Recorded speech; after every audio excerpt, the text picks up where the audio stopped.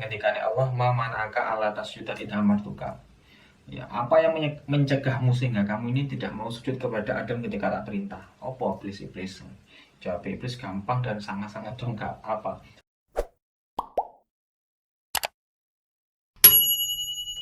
Assalamualaikum warahmatullahi wabarakatuh. Bismillahirrahmanirrahim. Yang saya hormati sahabat-sahabat subscriber sekalian dan seluruh teman-teman yang melihat video ini. Alhamdulillah pada kesempatan hari ini kita masih diberikan kesehatan dan juga iman dan juga keistiqomahan untuk selalu mengkaji dan mempelajari kembali kitab-kitab yang ditinggalkan oleh ulama-ulama kita dahulu. Alhamdulillah teman-teman, pada kesempatan ini saya akan meneruskan ngaji kita. Ini adalah kitab Nasuhul Ibad yang kemarin sudah pernah dibaca oleh Gus Hasan di video-video sebelumnya ya teman-teman. Ini saya berinisiatif untuk meneruskan kembali supaya apa yang sudah dimulai tidak terbengkalai. Seperti biasanya teman-teman, kita santai saja. Ini di sini masih dingin banget habis subuh. Teman-teman nanti bisa komen pas lihat video ini di rumah teman-teman lagi subuh, maghrib ataupun asar atau siang. Silahkan di komen di bawah ya. Kita buat channel ini seinteraktif mungkin ya. Jadi ada dialog antara kita, ataupun teman-teman nanti bisa komen di bawah tentang materi yang kita bahas pada video ini. Seperti biasanya saya akan membacakan dalam versi pesantren terlebih dahulu, kemudian dimaknai dalam bahasa Indonesia. Bismillahirrahmanirrahim. Ila hadratil Mustafa Muhammad sallallahu alaihi wasallam wa ala alihi wa sahbihi wa azwajihi wa dzurriyyatihi wa ila ma'rifati kitab. Al-Fatihah.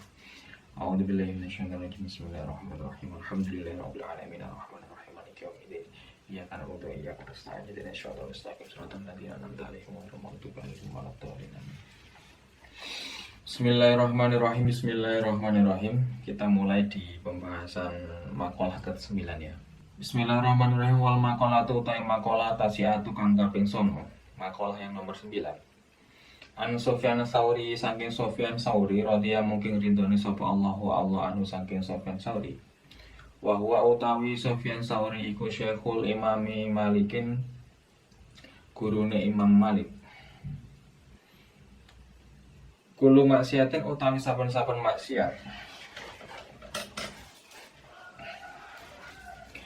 Kulo maksiatin utawi saben-saben maksiat nasyatin kang cukul an syahwatin saking syahwat. Aistiyakin nafsi tegese brontone ati ila syai'in maring suwi-suwi. Setiap maksiat yang berasal dari syahwat atau setiap maksiat yang berasal dari dorongan syahwat ya. Fa innahu mongko sak temene kelakuan iku yurja den arep-arep apa gufronuha dan sepurone maksiat, ail maksiat tegese maksiat. Jadi setiap maksiat yang berasal dari dorongan syahwat itu masih mungkin untuk diampuni dosanya. Itu yang pertama. Kulo maksiatin utai saben-saben maksiat nasyaat kang cukup an kibrin saking rasa utama ayat awal fadil tegese rasa utama utawa ngaku utama fa innahu mongko sak temene kelakuan iku layur ora dan arep-arep apa gufranu hati sepurane maksiat utawa sepurane dosa. Li anna maksiatal iblis karena sak temene maksiat iblis iku kana ana apa asluha asale maksiat ayil maksiat tegese maksiat minal kibri saking kumedhe utawa saking kesombongan.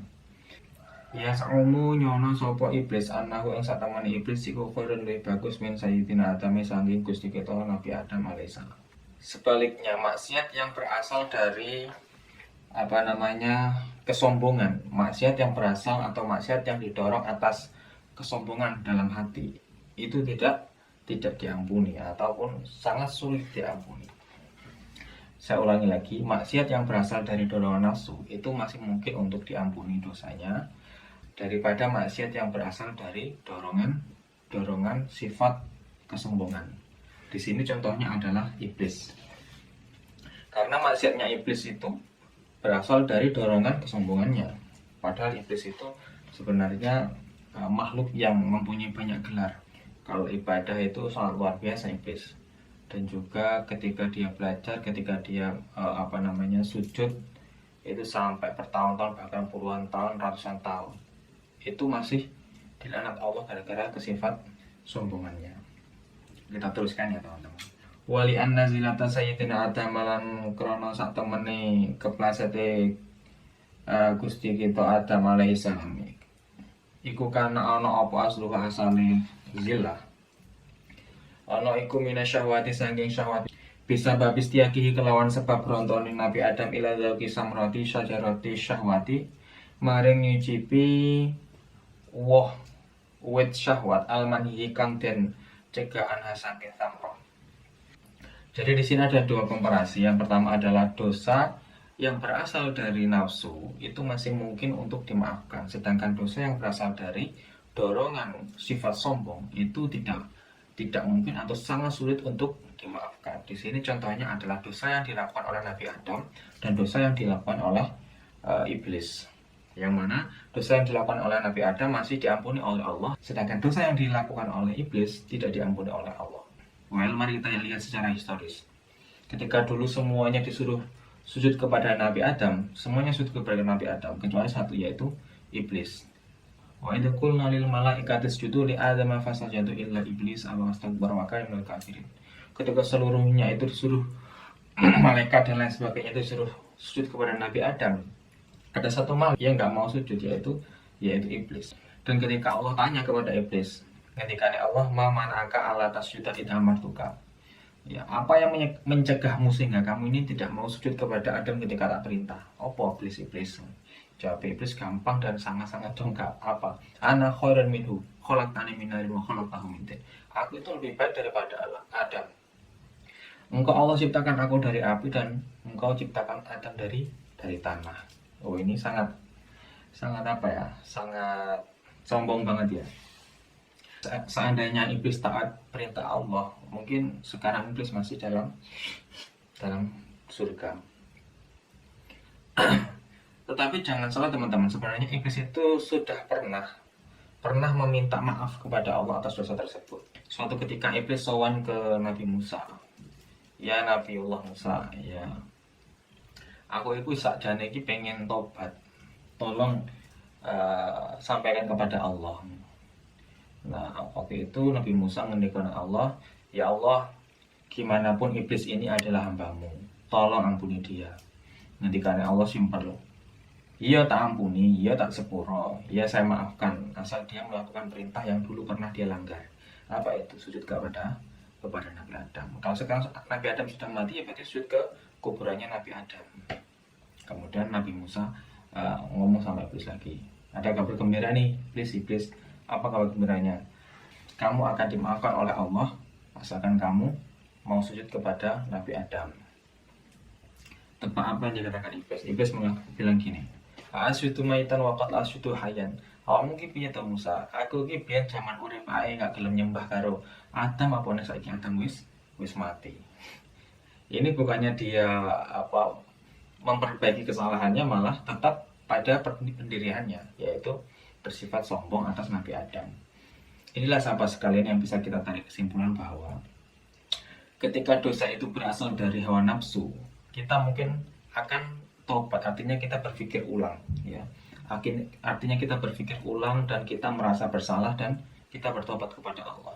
Tapi ketika dosa itu berasal dari dorongan kesombongan dalam hati kita, dalam sifat kita, ini kita tidak akan bisa melakukan tobat ketika kita masih dalam pendirian kita, yaitu sifat sombong tadi. Makanya tadi dikatakan bahwa dosa yang berasal dari dorongan syahwat itu akan lebih mungkin untuk diampuni daripada dosa yang berasal dari sifat sombong. Karena ketika sifat sombong itu masih ada, dia tidak akan bertobat. Ya. Semoga kita dijauhkan dari rasa sombong dan rasa benar sendiri. Rasa paling afdol, rasa lebih mulia daripada orang lain. Nah, inilah iblis saja yang ahli ibadah, yang ahli sujud, itu saja ketika merasa sombong dilaknat oleh Allah. Apalagi kita yang ibadahnya juga enggak terlalu padang, ibadahnya juga enggak terlalu ekstra, mau bersifat sombong, kan kita juga harus malu sebenarnya.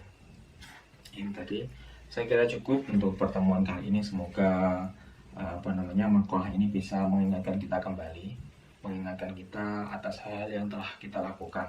Wal maqalatu al-akhiratu wallahu alam. Al-Fatihah. Bismillahirrahmanirrahim. Maliki yaumiddin.